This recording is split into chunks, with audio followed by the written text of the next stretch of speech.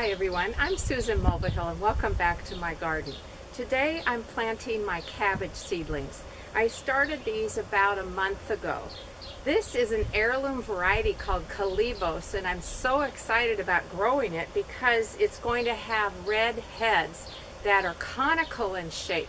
They'll just be about 2 pounds each, and that's kind of a manageable size for a small family, so it's perfect. What I've done is I've loosened the soil in this bed, and I added in some organic vegetable fertilizer because cabbage really needs kind of equal amounts of nitrogen, phosphorus, and potassium. So I'm going to plant them about 1 foot apart, and then I'm going to tell you what I need to do to keep them from getting eaten by insects. Here's what a Cabbage cabbage head looks like. Isn't it just gorgeous? Here are some of my little seedlings, which I started at the end of March. I planted them 1 foot apart from each other since they're a smaller type of cabbage. Now I absolutely love eating cabbage and other members of the cabbage family. That would be things like broccoli, kale, cauliflower, and Brussels sprouts. Unfortunately, insects think they're delicious too, which is a real problem. So the first thing I have to protect them against is slugs. Slugs seem to think they are very tasty.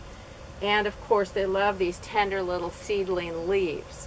What I've done is I've used something called diatomaceous earth, which is an organic product. It's made from the fossilized remains of diatoms, which are a type of algae. I sprinkled it around. It's like a flour type of a substance. It is not harmful to me, although I certainly wouldn't want to inhale it. But what it does is it has tiny, tiny little sharp edges, and when a slug tries to go across it, it cuts into their skin and they dehydrate. If I really have a slug problem, the other thing I'm going to do is take an empty tuna can or a cat food can. I'll sink it into the soil where the top lip of the can is even with the top of the soil, and I'm going to fill it with cheap beer.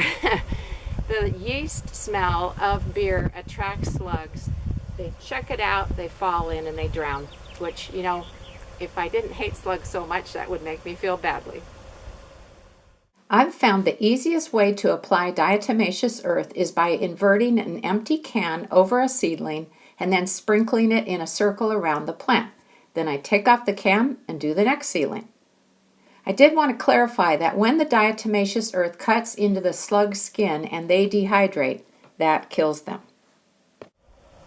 Two other types of insects that really are a problem for cabbage family members are aphids and those green inchworms, which are called cabbage loopers. Those are the larvae of cabbage butterflies, those white butterflies you see that have the little black speckles on them. So I need to cover these, and I'm going to use floating row cover. That will act as a physical barrier to keep those two types of insects out. I've already put down my hoops here, which are just made out of a flexible black plastic sprinkler pipe. I'm going to put row cover over next, and I'll have to check under it every now and then to see how the plants are doing, but it will keep those insects out.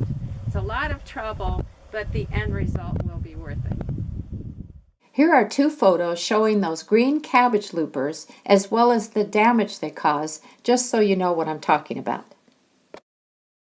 And this is what floating row cover looks like. It is a lightweight fabric that lets in air, light, and moisture, but acts as a physical barrier against insects. You can find it in large garden centers or online.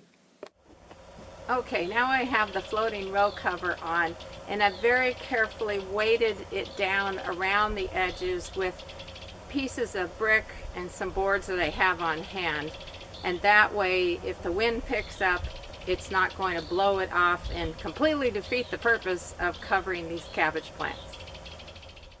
I hope this video has given you some ideas of ways to grow cabbage family crops without insect problems. Happy gardening!